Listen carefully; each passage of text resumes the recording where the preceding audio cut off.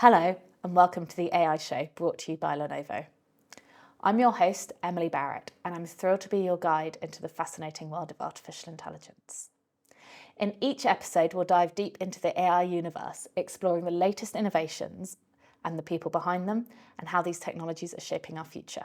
On this episode, we'll be joined by Wilson from Permutable AI, who I'll be discussing truth-seeking and the importance of protecting historical data with. So let's begin as I take you on your journey through the world of AI. Wilson, thank you very much for joining us. Glad It's to be a real here. pleasure to have you on the show. Happy to be here. So, do you want to start just by introducing yourself and telling everybody a little bit about who Permutable AI are and what you guys do? Sure. I'll talk about the company, Yeah. what we do, and then you can ask what I did before. So Permutable is a data intelligence company. We track all media sources around the world to try and create an unbiased view on what is truly happening all around the world. And these will be the most sensitive topics such as political events, macro events, wars, for example. And we also track every large and medium-sized company in the world. That's a fairly large job you've given yourselves there in terms of that amount of tracking. So how is it you do that? Yeah, sure. So I'm from a trading background, from a financial services background. Having access to relevant data or truth data is actually probably the most important piece of data you need to make investment decisions. So one of the things that we realized is you need access to as much data as possible. So in the olden days, they used to call it big data, Yeah. but now everyone assumes that the data is available. So what I realized is taking all public data, the big data, and putting it together with the latest technology such as transformer models actually allows someone like us, to be able to get a definitive view on what's going on in the world. So one way to think about it is think about the normal person reading the news, like reading The Guardian, reading the Sunday Times. Yeah. It's just one source, and it's very biased, right? Yeah. Now, imagine if you can do that with 5,000, 10,000 sources written in different languages around the world, telling you about the same topic. That would give you the unbiased view of what's happening, right? So we take that information, we store it, and then we share that data with our clients. I think that gives a real power to those situations and to your clients in those situations, because actually, you might be able to, but I can't read 5,000 different news sources at once, right? I'm sure there's somebody out there who can, but the majority of people can't and don't have the time to do so. So being able to do that, to be able to make an accurate, informed decision about how events are going to impact particular companies, markets as a whole, must be a really valuable thing to your clients. Yeah, for sure. So we track roughly about 1.1 million companies. If you think about the largest companies in the world, the listed companies, about 50,000 listed companies, and then the rest of the tail are sort of medium to large, so private companies. So Lenovo, for example, would have a lot of information on Lenovo. So we would be able to understand who your suppliers are. We would know who your big customers are. We'd also know who your competitors are. Things like that. So we would actually build an entire map of just Lenovo, for example, and we would actually know what people think about Lenovo from a driver point of view, from an investment point of view. So, for example, we would know if a particular,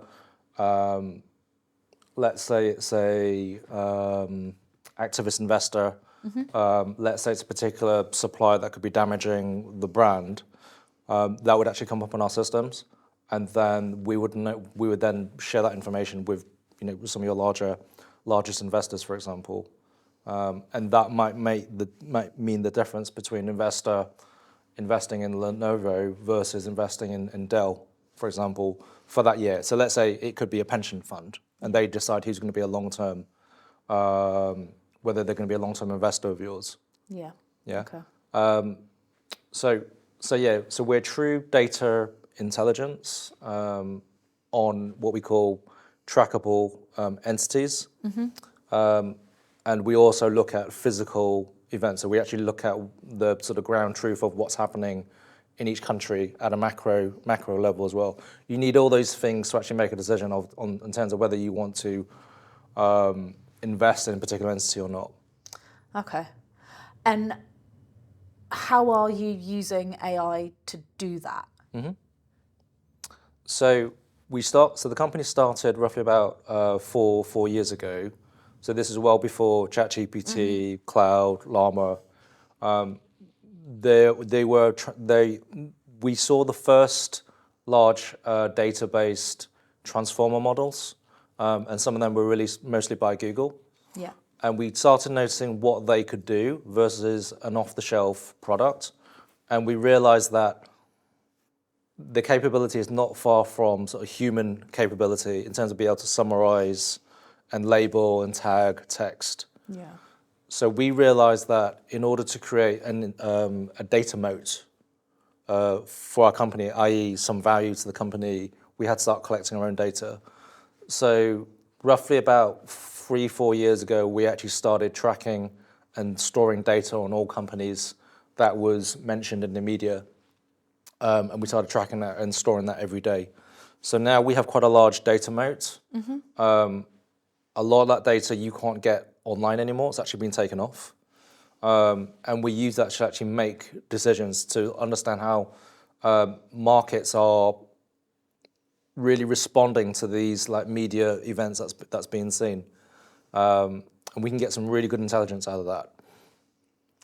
And I guess that's like having that data moat, having that historical data is super valuable because, as you say, a lot of it isn't around anymore. So being able to go back, look at longer periods in history gives you an advantage here.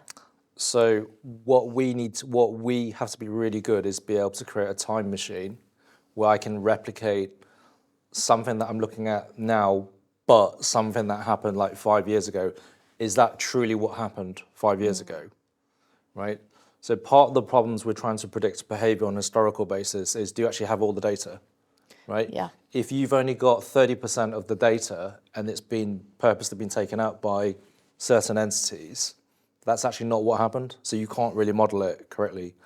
So to model any sort of historical behavior, you need complete data sets. Okay. But it's also important generally as an AI company, you need to have the data moats because you don't really have an IP. Well, most people don't have a technology moat anymore, given the new layers of LLMs that's come into place. It's freely available. It's getting cheaper all the time. So that intelligence layer, you have to assume, is going to be there for everyone now. So the bits that we try and focus on is we've got good data, but we also are very good at building systems that uses the LLMs as well. So for example, we build big end-to-end enterprise cloud systems. And these are systems where you do need expertise, right? Yeah. So for example, most people that use LLMs will just be using it on a desktop to help them with administrative tasks.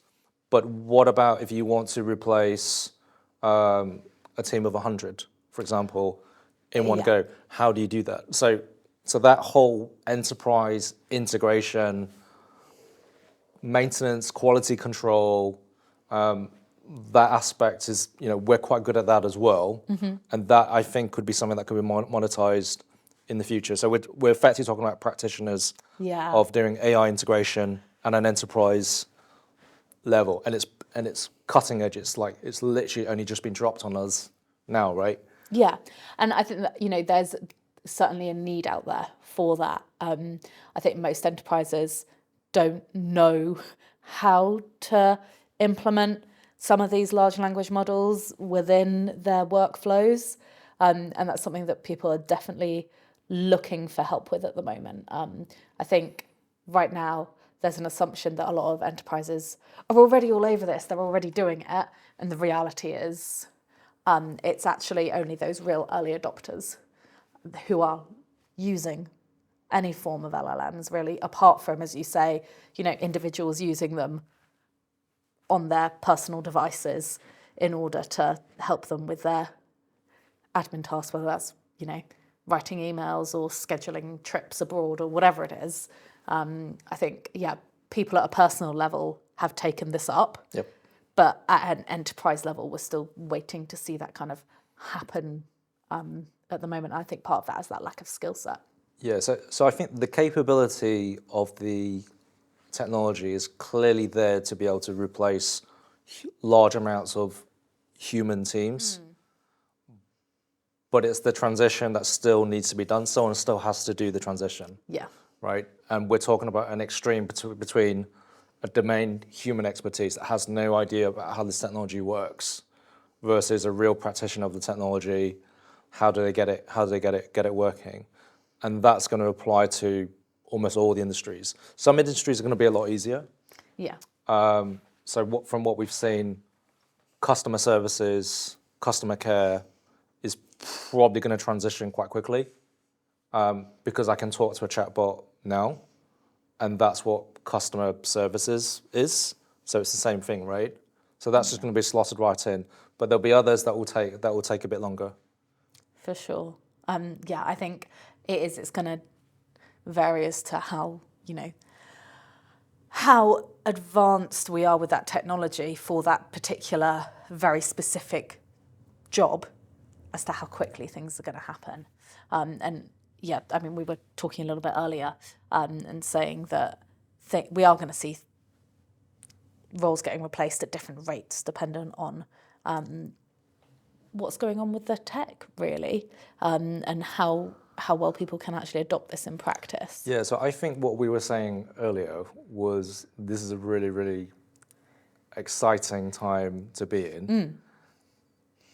As passionate tech people or technology people, it's crazy to see this happen because I think one of the things that we talked about was if you look at the whole of human history and you take any 50-year lifetime segment, let's say 50, 70 years, your life wouldn't have changed at all. Like the day-to-day, year-to-year would be very, very predictable, right? And we're talking about the entire history. Yeah, that is generally true. But the current 50 years that we're in now, we're kind of going through the exponential curve, and it feels like every 5 to 10 years is going to be different from the rest. So I think we've seen a lot of reports coming from the banks saying that hundreds of millions of jobs are going to be replaced by 2030, which sounds crazy. It's really, right? It's crazy, it's scary and exciting all at the same time. But that's going to happen to us. We're gonna see that. Mm-hmm. So, and I think one thing that we kind of mentioned was it feels like we're living through a sci-fi film. Yeah. But it's actually happening. Yeah. Which is kind of neat. Yeah. On a personal level, I think it's really neat. But I also understand why people find it really scary at the same time. But the other thing to bear in mind is, has there been lots of hype before around stuff? Mm-hmm. Yes, there is. But I do think there's something different about this technology. Like everyone's seeing it with their own eyes. Yeah, and I think that everybody being able to access it and play with it and use it themselves certainly makes it more real. Yes. To everybody. I mean, let's face it, who hasn't at some point used an LLM now? Yeah. Right? I think pretty much everybody has, including my 3-year-old, which is, slightly scary. Yeah, so you can argue it's kind of been overhyped up until maybe 3 years ago, but I think what's happened is the penny's really dropped for everyone. And I think even the companies running this technology themselves, like the OpenAIs, the Metas, the Google of this world, they're also shocked by the way this is progressing. And I think there was an article that came out last week on OpenAI when Sam Altman said that his team truly doesn't understand how their own models work, right? Which is a little bit worrying because Yeah. they just disbanded their the ethics team, the super alignment team, which is a little bit I don't worrying. think, I think it's more than a little bit worrying. I think I go far as to say it's extremely concerning, but yeah. And I think stuff like that, and actually the pace at which things are changing, must make what you're doing even more important to investors when you're doing that piece of tracking what's going on with all these different companies, right? Because you've talked about being able to track like world events, but I guess also things like ESG have a big impact on companies' perceptions and therefore their value. So is that something you're also tracking currently? Yeah, so when we first started looking at the NLP and using these large-based LLMs like a few years ago, one of the things we decided to do was to track the ESG activities of all large companies. And we thought that there wasn't anyone really doing that quite credibly in the marketplace. Access to ESG data on a large company as a whole is actually really hard to get. Like there's no transparency to the public and what companies are really doing. They really want to know, especially when they invest the sort of pension money or their own investments in these companies. They don't really want to propagate unethical behavior. Yeah. So one of the things that we did was we actually generated a transformer LLM-based report on every large company in the world, and we did that about 2 years ago. So now Permutable actually comes up on the first page if you're to look up an ESG report or score for any large-based company. So I think we've done our bit to offer this transparency, and we get a lot of emails from academics trying to follow up more on these types of reports. But yeah, that's one of the things that we do from our impacts work, where we just try and give to society. Yeah, and I think, we have a collective responsibility when we work in technology to look at that element of what we're doing as well, because as we mentioned earlier, if we're propagating technology that is, let's face it, going to change society and potentially the world as we know it. It sounds really grandiose to say it, but it's a reality, that we need to make sure that what we're doing is balanced, and that is the element of giving back and responsibility in what we're doing as companies. Yeah, so I think it's already working. So I think companies that are known to be working with other companies that are propagating poor behavior, whether it's environmental or social, we are starting to see that from the investors. So I've seen a lot more of it in the last few years than I've ever seen. So this path towards sort of holding companies to account, it's getting really good. It's getting really strong.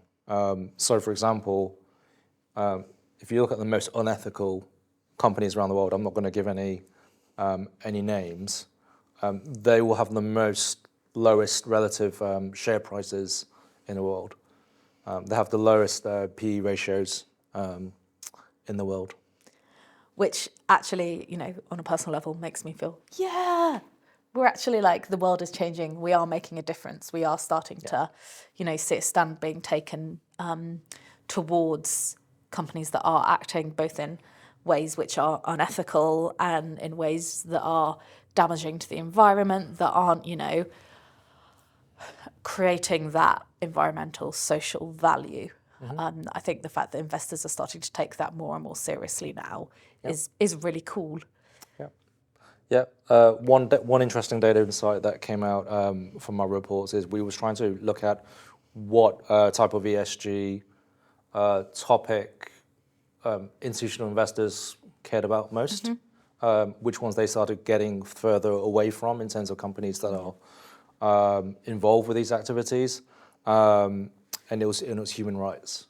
Oh, So interesting. so any company that had poor human rights was actually the most sensitive event for that company, that was driving institutional investors to actually dump the stock, to actually remove the stock. So and we noticed that growing. We saw that growing over the last like 3 years, which I thought was really, really neat. Yeah, that is really neat, and it's great that you guys have got the data available to you to be able to actually see those patterns and see that coming through, right? And the data that you guys have is obviously absolutely key to what you're able to offer as a business.